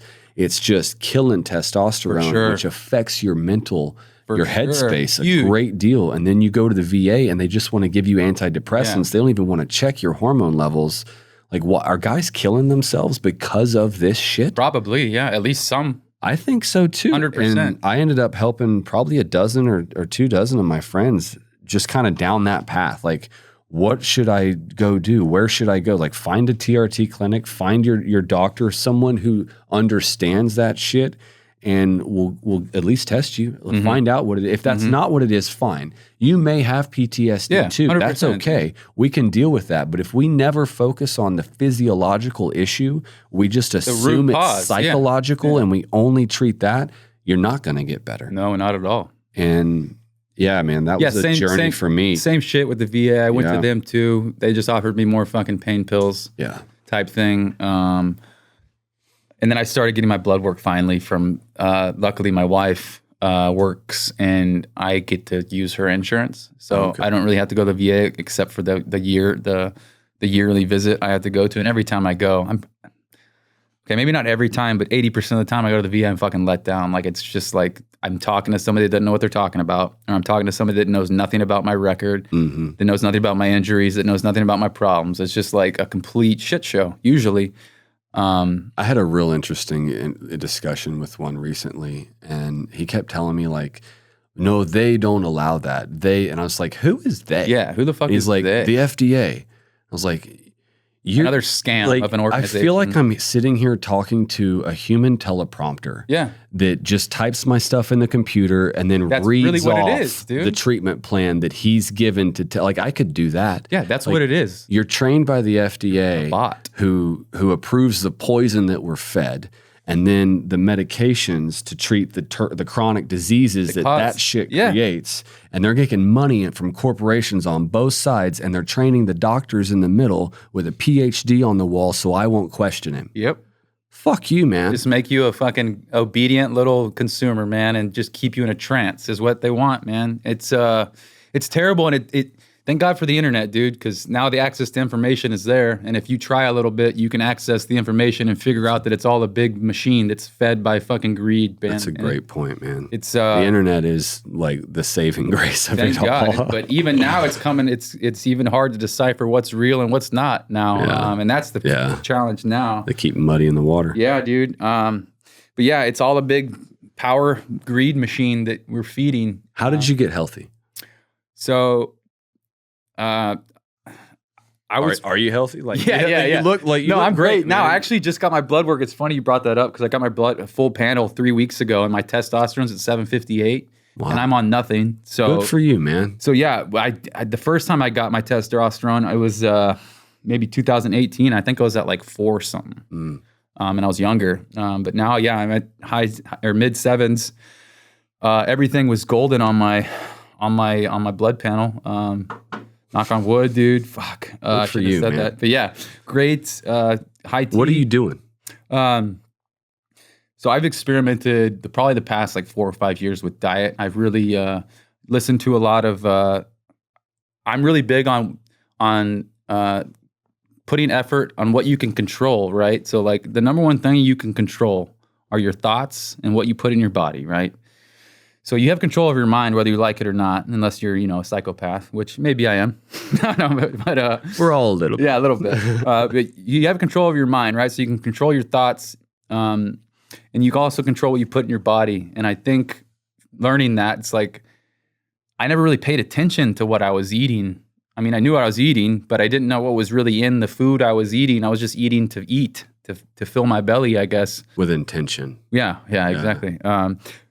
So I just started listening to different guys. I think a few guys on Rogan, like Sean Baker is a good guy to follow. He's strictly carnivore, but just the information he provides about what beef, especially grass-fed animal fats, do for you, like health-wise, cognitively even. Just taking in as much knowledge as I could about diet, and then applying it to myself and seeing what kind of reactions I'd get. And I did that. I've probably been doing that since my, 30, 31, maybe 32. I started experimenting with diets, done everything from paleo to carnivore to keto to, I've done it all except vegan, vegetarian. We'll never do that just because we're not made for that. I honestly believe that. And it's my opinion. We're not just made to eat fucking plants. It's not how we evolved. We evolved from eating meat, especially cooked meat. I feel like that's been pretty disproven. Correct. I mean, there's cases that people can be vegan, 100% vegan or vegetarian, and be healthy. But it also has to do a lot with where your history is, your family history, how your genes, like your... I think they end up having to supplement a lot as well. 100%. Like you're having to supplement for 100%. What you're not getting. Well, if you take scans of people's bone density and bone size that have been vegan or vegetarian for a long time, your bones shrink because they're not... Yeah, you're not getting the right vitamins and nutrients that your body needs because it's completely eliminated. Like maybe if you don't want to eat meat, as your main, source, then don't. But you do need meat in your life. And I can just I don't know about you, but when I have like a hard day at the gym or just a hard day in general, my body's like tired, and I'm hungry, and I cook myself a rare steak and grass-fed butter or something. After I eat that, I feel euphoric. Like my body, you can just feel the nutrients like absorb into your body. It's really euphoric for me, especially if I'm like really hungry because I don't eat lunch. I eat breakfast and dinner. But you can almost just feel it working, like almost instantly, and just cognitively too. If you up your animal fats, man, it's life changing. For me, it was. And the thing that I changed most was what I was putting in my body. I stopped really eating out. I started cooking most of my own food. I eat very minimal, but controlling what you put in your body, it has a big deal with your mental state. At least for me. And then cleaning up my diet and eating the right things really kind of propelled me into opening my mind even more to different things. But definitely diet, number one, was a huge change. And eliminating, obviously, if you can cut drinking alcohol. I mean, the shit's poison. It's what it is. It's a poison. I drink with a really cool side effect. Yeah. For a little while. Yeah. It's also a time thief. Yeah. I heard, forgot who said that. I think heard someone say that, but alcohol is a time thief, and time is the most precious thing we have on this earth, man, is time. Anytime I drink alcohol, I'm robbed of time. The next day, the next 2 days now at the age I'm getting, anytime, if I drink too much, which is rare these days, I almost want to just cut it all out completely. And I'm about at that point of just cutting it out completely. If I drink now, it's 1 or 2 drinks. But if you can cut that out, or just, cut it out to very minimal and not binge, not go overboard with it, it'll really have an effect. And the thing is, if you quit eating shitty and you quit drinking for long enough, if you try to introduce that back into your system, you reject it. Yeah. And the more and more I eat clean, and the more and more the less and less I drink, when I do it again, if I eat out somewhere shitty, it makes me sick, man. Yeah. And then you're like, wow, this shit is just poison. Even the food itself has poison in it. It's just like, you just really gotta control what you put in yourself, and it's very rewarding to feel healthy, to feel mentally equipped, sharp. And just have that sustained energy, and not have the lethargia and the depression, and if your gut's fucked up, your mind's gonna be fucked up. And if you're eating processed foods every day, all day, your gut's gonna be fucked up. And then that just leads to your mind being fucked up, and you're just not absorbing life for what it is. You're just kind of a bot that's just, going through the motions, man. And that's kind of just what helped me most, I think, is focusing on my health and what I put in myself, and then obviously what information I intake, and just don't waste time, dude. Put your time into beneficial knowledge that will better yourself. Because if you're not trying to better yourself, you're going backwards, man. And we're here to evolve, not go back, right? Yeah. You don't ever want to go backwards. So yeah. Good for you, man. So luckily, I could have gone the other way. I mean, I think it goes the other way for a lot of people. 100% does, and I was right there. I mean, I was right there of going down the wrong path. Luckily, I don't know. Meeting my wife was a big thing. I think meeting her, giving me more purpose. Caring for somebody, and then, I mean, not doing her a disservice by being an unhealthy piece of shit. Well, the most important decision you're ever going to make is the partner that you choose to live this life with. Yeah, correct. And it's weird that people at least appear, and maybe that's why the divorce rate's super high. It's like, we just find someone who I'm remotely attracted to and will tolerate me enough. And we've been together for so long, I guess now we should get married. Like, it's the thing. Instead of really asking yourself, like, is this the person that brings out the best in you? Yeah. Luckily for me, I'm glad I met her when I did, because if I met her when I was, full-blown contracting days, it probably wouldn't have lasted, until I got to that point in life where I was like, settled, not going overseas every month or every 2 months. It's hard, man. I didn't start contracting until after I got married. And so that's a test right there, man. That'll test the marriage. Yeah, sure. 9 years and 17 deployments, married, going back and forth. So you probably picked the right person then, man, if you're still together, For sure. I was thinking the other day, like what I would tell my kid if I got bit by a snake or whatever about love. And it was hard. It was like, find you a woman that'll spend a year in a fifth wheel with you next to your parents while you try to build a house down the road. Like she's stuck it out. That's, so I mean, that's when you build the grateful. most character. That's when you evolve, man, is when those hard times come. Mhm. If you choose, the choice is yours. You can continue down that path, or you can evolve and you can become a better human. You can become a physically better being. You can become a mentally better being if you just, take action. Take action on what you can control. And what you can control is what you put in your body, your thoughts, and the information you absorb. Yeah. And your friends, right? Yeah, that's a people you big hang one. around with. You don't want to be hanging around fucking negative people because you carry that shit around with you, which I've done too. I've been around a negative crowd, not negative as in, I mean, they were my friends, but didn't see it at the time. But when you're hanging around that type of crowd, you carry that shit with you and you don't even know it. Yeah. You don't even know it. Are they ambitious? Are they pursuing anything worth a fuck? Or are they just Evolving. getting drunk Yes, every weekend? Correct. Fading away from their lives because their life they haven't made the investment in it. Correct. And then then the end is near. And then time itself is the biggest the main thing we have on earth. And you better be good at what you do with your time, man, because if you aren't, then you're going backwards, dude. And I ain't about going backwards. So What are you doing with your time now? Everything. So I own a business in San Antonio called Center Mass. We do. I call myself a fabrication shop, but we do mostly firearm stuff. Yeah, show me these magazines. You brought a couple. Yeah. These I just did real quick for you guys, just to show you, man. But this is just a Cerakoted metal AR mag with y'all's logo in it, and that's just one coat of Cerakote. And then I have a couple fiber lasers that kind of. It's called hatching, and it doesn't engrave anything. It just changes the pigment of the color. So it just kind of makes one color two. Wow. With my lasers. But yeah, I got Center Mass in San Antonio.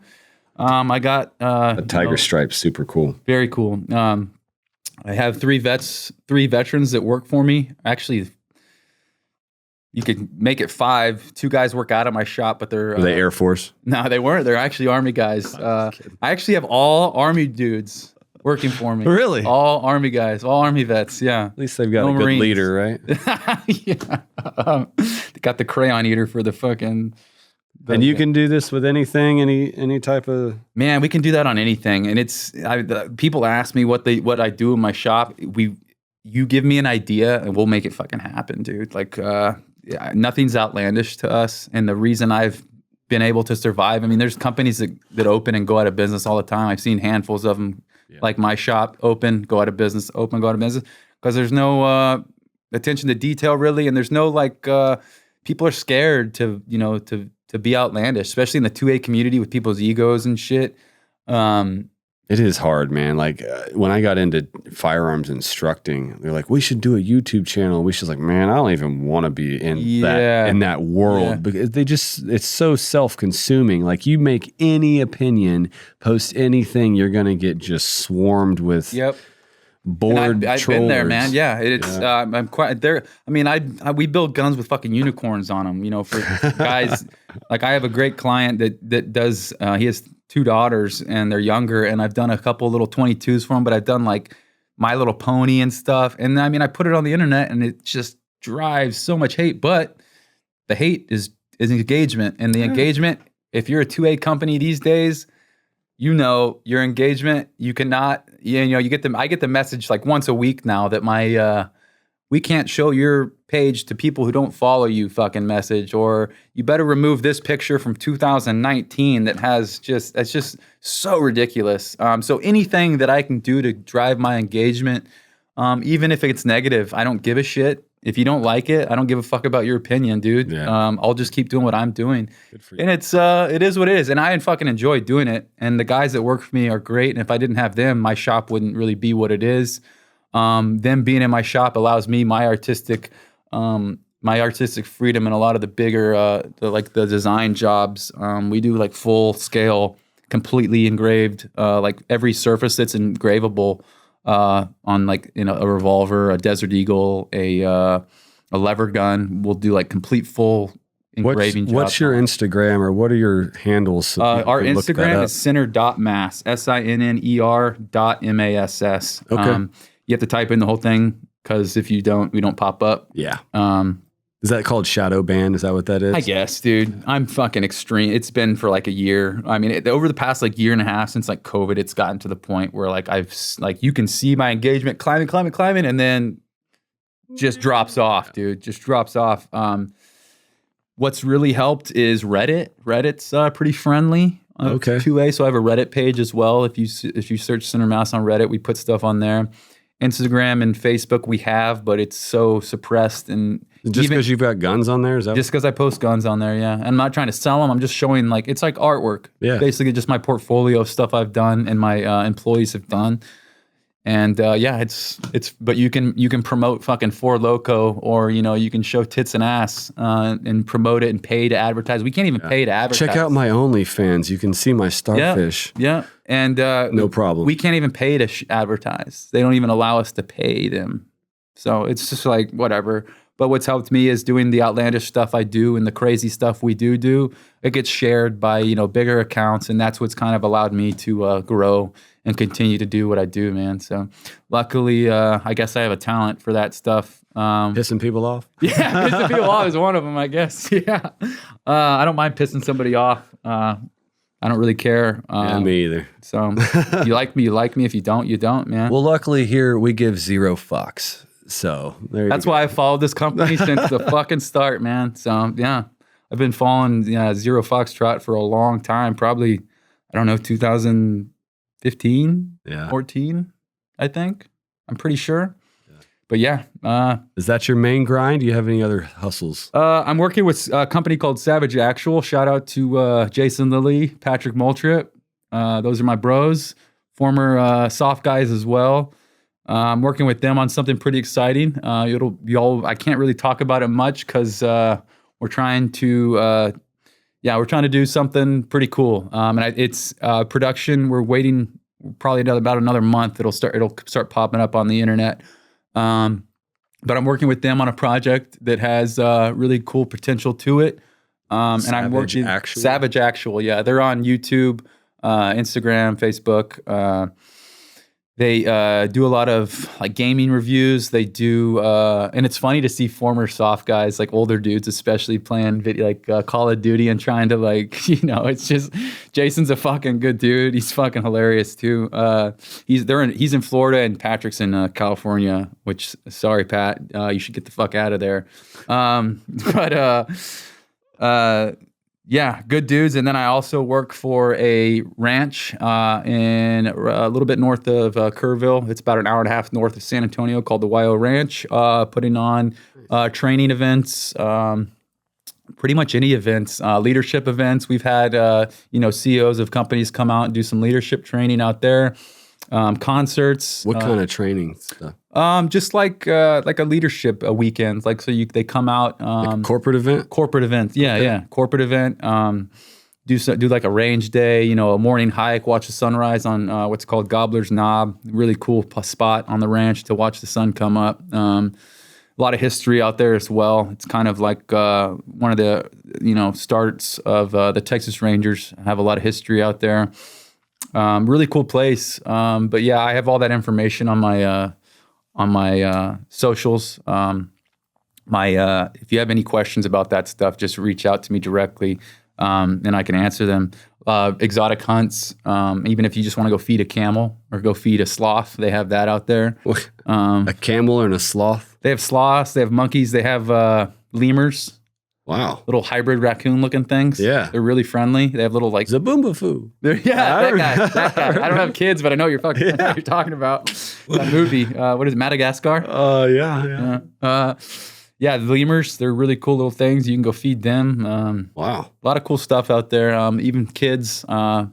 Kids is this open to the public? Civilians? Yeah, tourists. People come from all over the world to go see that place, man. Last time I was out there, people from Germany were there checking it out.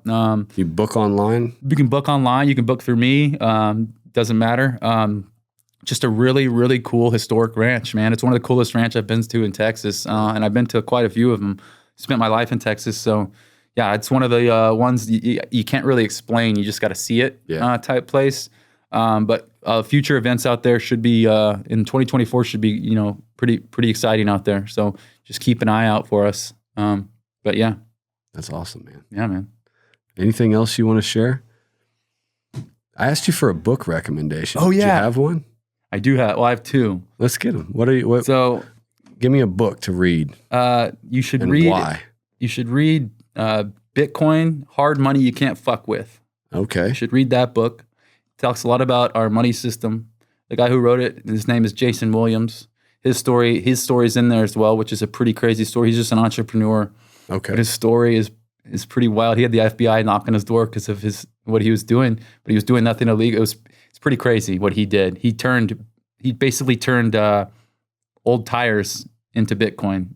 You can read about it in the book.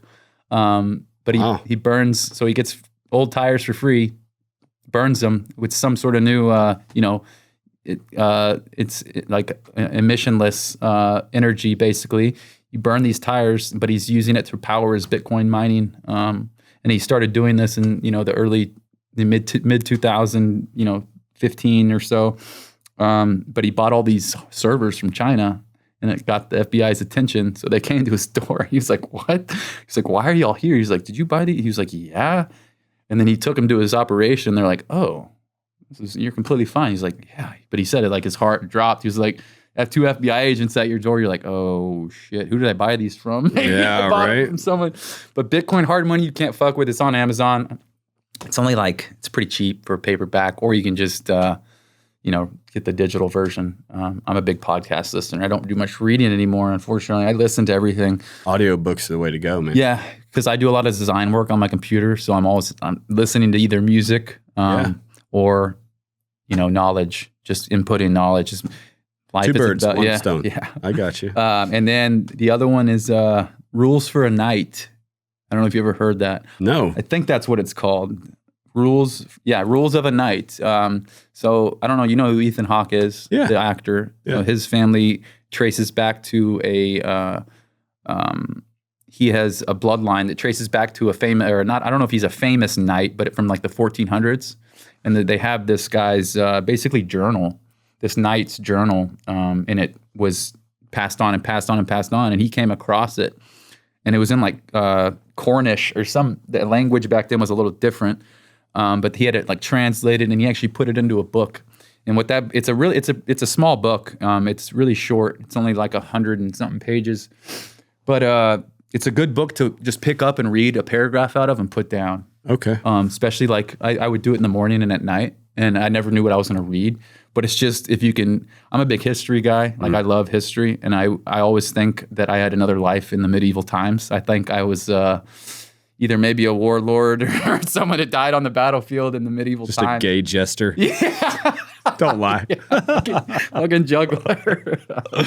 I love history. I love the medieval times, like knights. Love all that. So that book intrigued me. But it's just a really cool book to read like throughout the year, or maybe throughout a few months, just to pick up, read a page, put it down. Because it's like, if you put yourself in that guy's shoes or in that guy's boots, 500 plus years ago, it's like pretty fucking wild with those guys. And you think life is hard now. Like, that's one of the main problems is people are so it's so easy to live these days that, people there's no gratitude for what. Perspective's not there. Yeah. Yeah, man. You have to have gratitude every day, man. You have to be very great. Like, I'm grateful every time I wake up in a bed. I'm just grateful I woke up, and just, having gratitude is a big deal, I think. Just appreciating everything, even in the bad. Yeah. I think some of having those experiences on those mountains. Yes. In 100%. Afghanistan. If I didn't have that, I wouldn't have the gratitude I have today. Hurting your back and having it all taken away. Like, those moments are what give you that perspective and that ability to go, you know what, it could be a lot worse. So much worse. And that's what I took away from Colombia mostly was. Oh, yeah, I'm sure, like, dude. at any point in time, like, it could be worse. 100% could I've always got clothes be worse, on right man. now, so this is always a perk. It could always be worse. But yeah, gratitude I think is huge in your everyday life. You should have it, and you should think about it when you wake up. What I like to do real quick is when I wake up, don't wake up and grab your phone. Wake up. I like to go outside. I like to, if it's raining or shitty out or freezing out, just go somewhere in some room in your house or your apartment and just chill and just be with your thoughts, and then attack the thoughts that you have control over. You know, it'll make your life better. If you're stressed, there's reasons you're stressed. Attack those reasons, you know, and you can eradicate your stress by hard work. And I think guys are just caught up in their thoughts and not taking action. If you take action on the thoughts you have control over, if you have to take action on the things you have control over in your life, it'll make your life so much easier. Because I was there, and I'm still learning how to, you know, take control over my mind and take action on things that need to take action. And it will make your life better, and it'll make your life easier. Even though it's sacrificing and even though it's working, it will make your life easier. So yeah, gratitude and taking action on your controllables in your life is... Amen, brother. Yeah. Love it. Yeah. Cool. Thank you. Yeah, brother. Appreciate you. Awesome.